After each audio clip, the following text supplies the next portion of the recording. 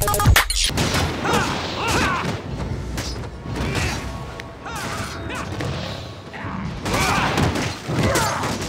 Warhammer universe has already been the backdrop of a wide number of tabletop games, books, and video games, and fans have been clamoring for an MMO for some time. Well, their wait is over, and the age of reckoning is upon us. Reviewing an MMO is a strange process because it's hard to judge its longevity. The community can be radically different even just 6 months from now. With this in mind, I've still hacked away nearly 80 hours in the game, so I have a pretty good handle on what it is. So what's the overall verdict? Simply put, it's one of the best MMOs out there this side of WoW. That's not to say it's the WoW killer that people always build a new MMO up to be, but it's a great representation of the genre.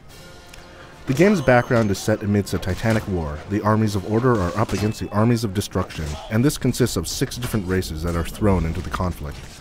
This is bad news for the armies involved, but great news for players. The scope of the game means that there will always be something to do. Each of the 6 factions have 3 classes, and those have different specialties, so you can play as a number of different combinations. I would have liked to see more initial customization options, but what they have is good.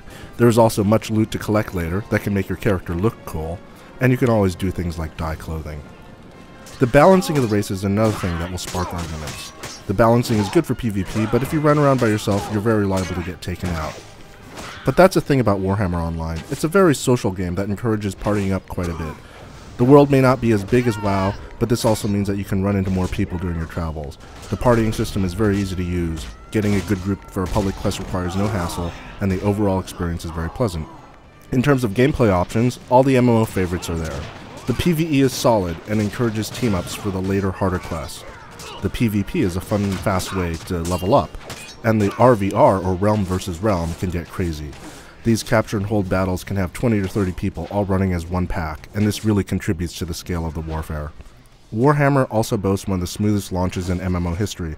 In my experience, wait queues were not that bad. When they actually popped up, it was only 10 minutes or so to get into the busiest servers. Minor bugs have shown up, but they have been addressed, and I only experienced lag once or twice.